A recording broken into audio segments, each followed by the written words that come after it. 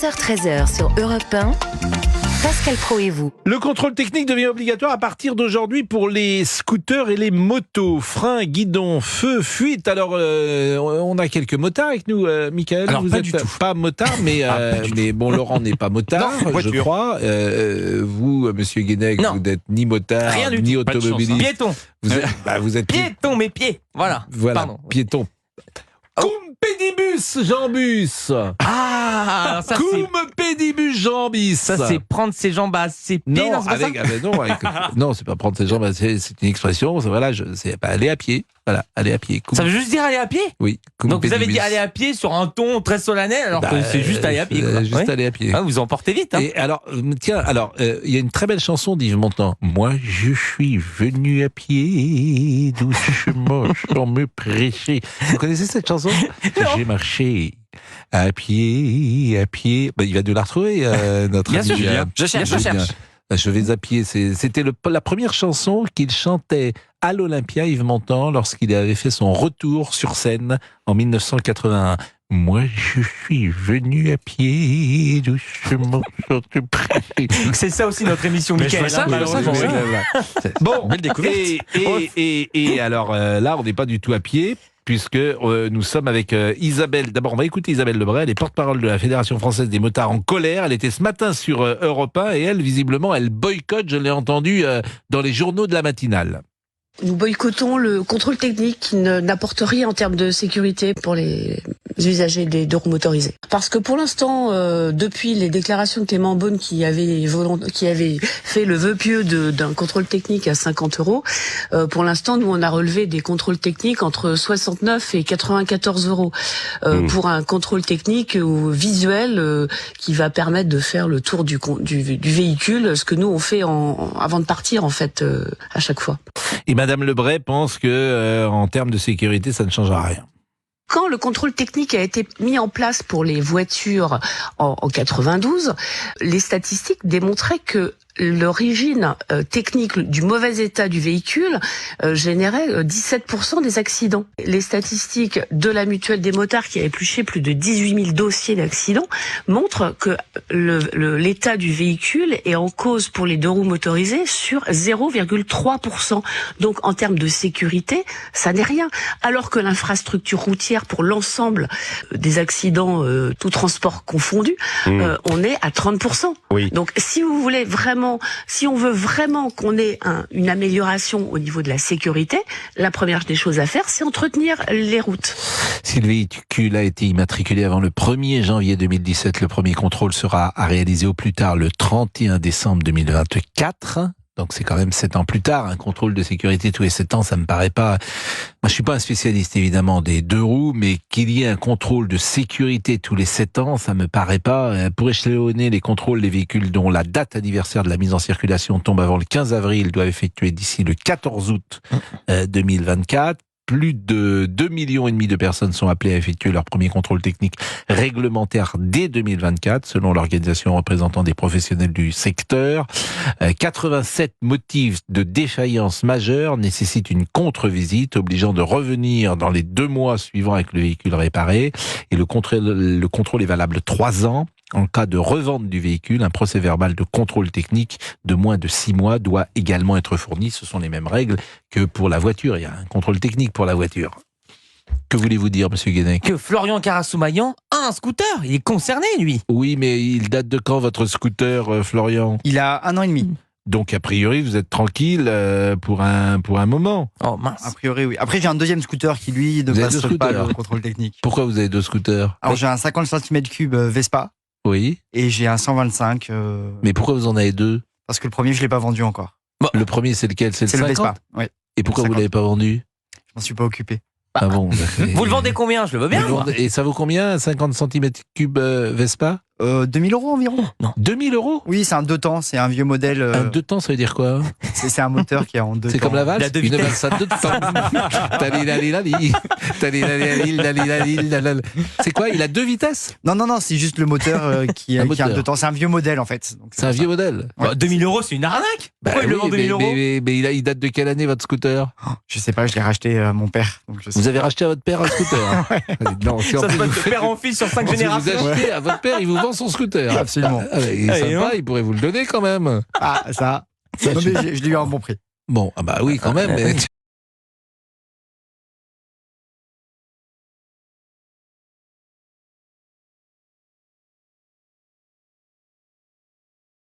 Pascal, bonjour l'équipe et à tous les auditeurs. Comment ça va? Vous êtes motard? Oui, Mais vous êtes policier. motard. Malheureusement, ouais, aussi, ouais. Mais pourquoi vous dites malheureusement? C'est pas bien de dire ça. C'est parti.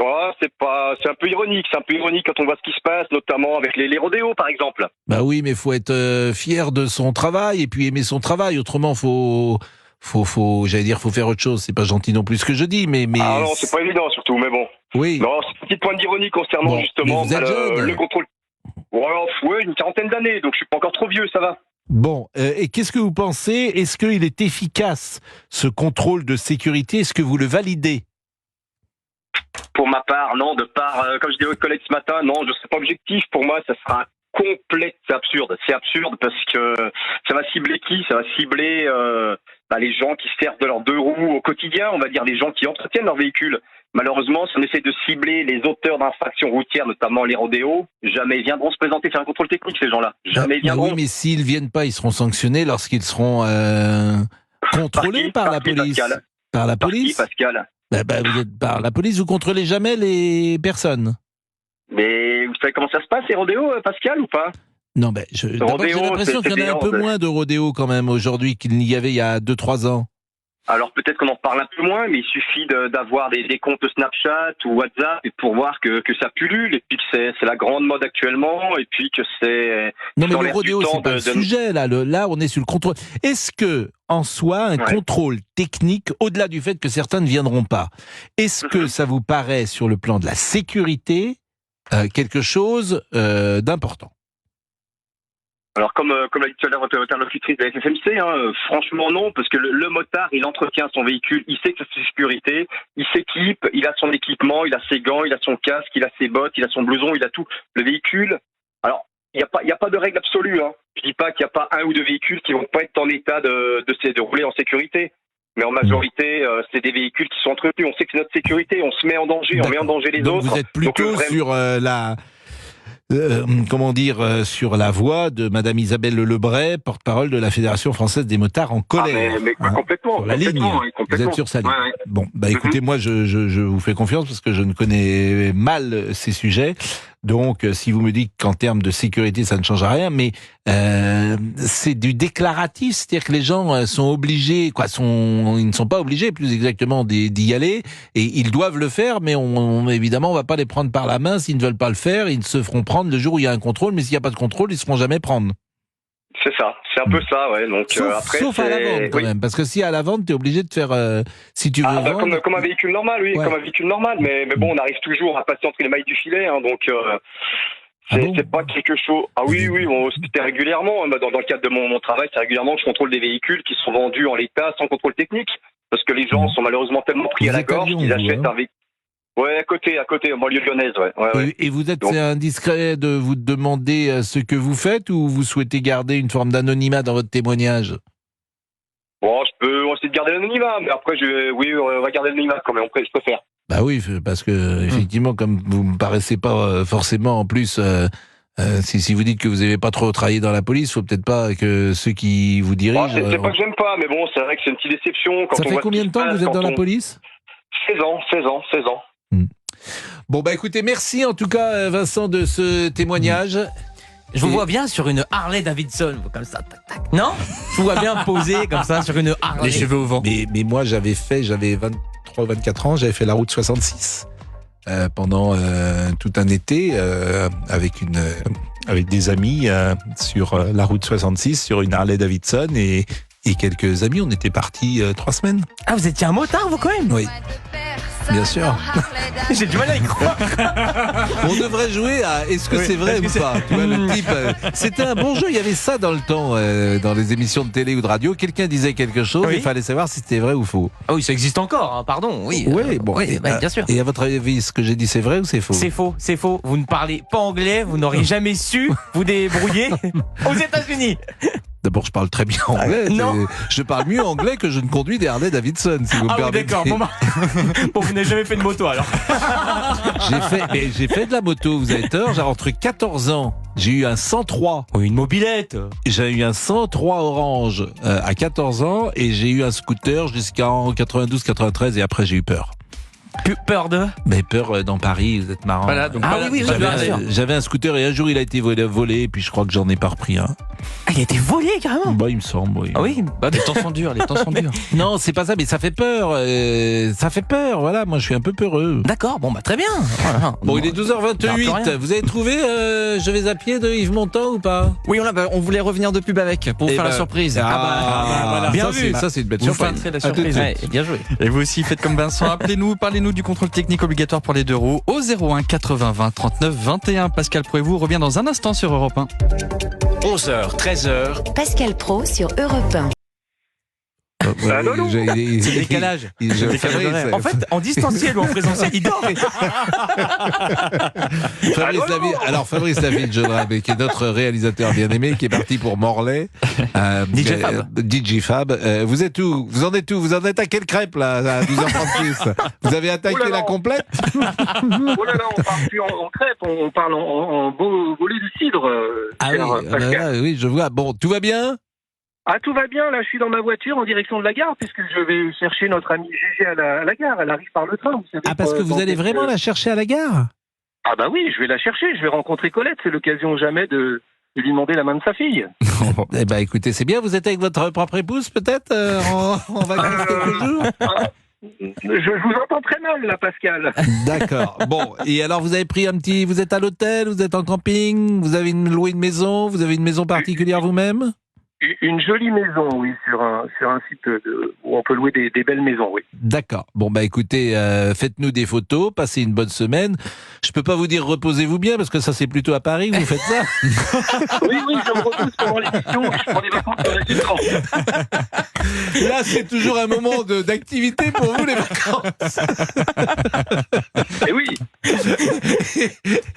Et puis, mais revenez-nous quand même en bonne forme, parce que vous savez, l'amitié que nous avons pour vous et la tendresse et le plaisir qu'on a à travailler ensemble. et oui, je vous remercie. Je vous ai écouté ce matin. Je vous ai écouté, vous avez échappé c'est la première fois depuis le 28 août. Vieux motard, plus jamais. Et alors, vous aimez bien l'émission? Vous aimez bien Elle est bien finalement, réalisée, je crois que hein. je l'écoutais plus souvent. Ah, Fabrice, on vous aime. Oui. Moi, en tout cas, moi, je vous aime. Ah. Ah, c'est réciproque. Et j'embrasse toute l'équipe. Hein. Vous me manquez quand même. Eh ben, Ouais. ça, je Gardez vos comprends. bisous, oui. Je comprends. Ouais, bon, vous mangez quoi comme crêpe? Oula. Alors déjà, je déjeune, je ne mange pas. Oui. Mais ensuite, La crêpe beurre sucre. avec Simple. l'andouille à Ah l'intérieur. non. Si, une bonne andouille de Guémené. Mais il n'y a pas d'andouille dans la crêpe. Mais quoi? C'est dans la galette peut-être, mais pas dans d'accord. une Ah oui, crêpe. pardon, d'accord. C'est Géminé, exactement. Voilà, non, mais on met pas d'andouille non, autour de la table peut-être, mais on la met pas dans la crêpe.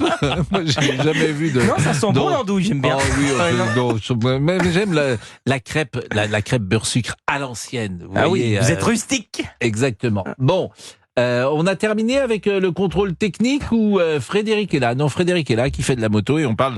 Alors, on saute vraiment de sujet du coq à l'âne. On passe de la crêpe au contrôle technique. Bonjour Frédéric, vous avez 60 ans et vous êtes toujours motard? Oui, bonjour Pascal. Oui, je suis motard par intermittence. Disons que ça fait 44 ans que je fais de la moto, j'ai de nombreuses motos. Oui. Et là, j'ai un scooter 300 cm3. Voilà, Bon, et que j'alterne avec la sérieusement, voiture. je disais tout à l'heure, moi j'ai arrêté parce que Oui. j'ai un peu peur. Vous êtes en ville, vous êtes à la campagne pour faire de la moto? J'ai tout fait. J'étais en ville, j'étais dans les grosses agglomérations, et puis maintenant je suis à la campagne. Et vous avez mais jamais moi, eu de en fait, soucis en Pascal, 44 ans? Si, après mon permis, j'ai eu une fois avec ma 125 DTMX, j'ai eu un accident, un piéton m'a traversé la route et je me suis cassé 2 bras. Bon voilà, c'était pas bien grave. Ah bah oui, comme vous dites, les 2 bras, c'est pratique. Oui. C'est ça. A priori, quand même, il y a toujours une possibilité de risque. C'est rare quand même des automobilistes qui se sont cassés 2 bras. Quoi. C'est pas si fréquent. Oui, mais bon, quand on a la tête sur les épaules et quand on est prudent, qu'on fait pas trop de bêtises, voilà, ça se passe bien, mais on est effectivement très vulnérable, donc faut faire attention. Je suis d'accord avec vous. Bon, est-ce que selon vous, ce contrôle sert à quelque chose ? Oui, moi je suis, comme Michel Sardou, je suis pour. Oui. Voilà, pour le contrôle technique. Bon, ça c'est bien. Pourquoi ? Parce que je pense que ceux que ça embête, ce sont les motards qui effectivement trafiquent, ou pour être plus politiquement correct, customisent leur moto avec des mini clignotants qui changent l'échappement pour que ça fasse plus de bruit, pour que ça aille plus vite. Bon voilà, tous ces motards-là, effectivement, ça va les gêner. Ceux qui, comme moi, ne trafiquent pas leur moto, moi j'ai rien à me reprocher, donc ça ne me gêne pas. Voilà, ça va épurer le parc, je pense. Bah oui, mais sauf que personne n'ira, visiblement, et que les gens vont un peu tricher, si j'ai bien compris. Oui, comme il n'y a effectivement plus beaucoup de contrôle police sur la route, évidemment, on va passer au travers des mailles du filet, je vous l'accorde. Bon, faites attention à vous, comme la liaison n'est pas parfaite. Je vais vous souhaiter une bonne journée, Frédéric, dans le Loiret. Vous êtes où, à Montargis, peut-être ? Non, je suis à la Ferté-Saint-Aubin. Mais j'ai pas compris. Parce que à la Ferté-Saint-Aubin, au sud d'Orléans, dans Sologne. Je suis en Sologne, Pascal. Ah, vous êtes en Sologne, mais là, parce que c'était marqué dans le Loiret. Mais oui. Ah oui, la Sologne, une partie de la Sologne est dans le Loiret, la bien Sologne sûr. empiète sur le Loiret. Bien sûr. Et comment Madeleine Sologne. Vous avez connu Madeleine Sologne ? Alors, est-ce que j'ai connu Madeleine Sologne ? Non, ça ne me dit rien comme ça. Non, ça m'étonnerait que vous l'ayez connu. Il est 12h41. Bon. Oui. À la Ferté-Saint-Aubin, la salle polyvalente s'appelle la salle Madeleine Sologne. Ah bah tiens, tu vois, Madeleine, bravo, par contre on se tutoie pas, mais bravo. Oh là là. L'insolence. Je rigole. Bon, et dites-moi, on n'a pas parlé d'Aya Nakamura, mais c'est important de signaler que le président de la République a souligné qu'il y avait du racisme dans les attaques dont elle avait été victime, et je pense qu'il n'a pas tout à fait tort, et même qu'il a plutôt raison sur ce point. Je peux vous parler également du dîner de cons, parce que c'est l'anniversaire de la sortie du dîner de cons aujourd'hui. Et vous entendez effectivement... Vladimir Cosma. Vous nous faites pas une imitation de Brassens ? Non, vous entendez le générique, et c'est sorti quand ? En 1988, en 1998, le dîner de cons réalise l'exploit d'attirer un peu plus de 9 millions de curieux dans les salles obscures, et c'est l'anniversaire, figurez-vous, tous les mercredis, Pierre Brochand, vous le savez, et ses amis organisent un dîner où chacun doit amener un con. Celui qui a trouvé le plus spectaculaire est déclaré vainqueur. Il est gentil, monsieur Brochand, il est gentil, monsieur Brochand, et tout le monde connaît évidemment cela, et avec les allumettes et les... Incroyable. Mais oui, parce que le film n'a pas... Moi, j'avais vu sur scène, avec Claude Brasseur, je crois, je l'avais vu, Claude Brasseur, qui jouait sur scène le rôle qui était tenu par Thierry Lhermitte à l'écran, et je pense que c'était Viret déjà qui jouait avec lui, Pignon. Et c'est vrai que c'était Monsieur Pignon. Monsieur Pignon. Est-ce qu'on peut avoir un extrait du film, s'il vous plaît ? Il s'appelle Juste Leblanc. Ah bon, il n'a pas de prénom ? Je viens de vous le dire, Juste Leblanc. Leblanc, c'est son nom, et c'est Juste son prénom. Monsieur Pignon, votre prénom à vous, c'est François, c'est juste ? Oui. Eh bien, lui, c'est pareil, c'est juste. Bon, on a assez perdu le temps comme ça. Thierry Lhermitte, donc ça fait 26 ans, et c'est vrai que ce qui est formidable chez Viret, c'est qu'évidemment, il est drôle, mais il n'est pas que drôle. Il y a une dimension d'émotion, de tendresse, de tristesse, capable de produire des émotions multiples en le regardant, parce qu'on le prend évidemment en sympathie. Et à l'arrivée, évidemment, la morale du film, c'est que c'est lui qui est le moins con de tous. Oui. On a envie de le prendre pour un con dès le début du film, puis après, effectivement, petit à petit, on se dit que voilà. Il est 12h44.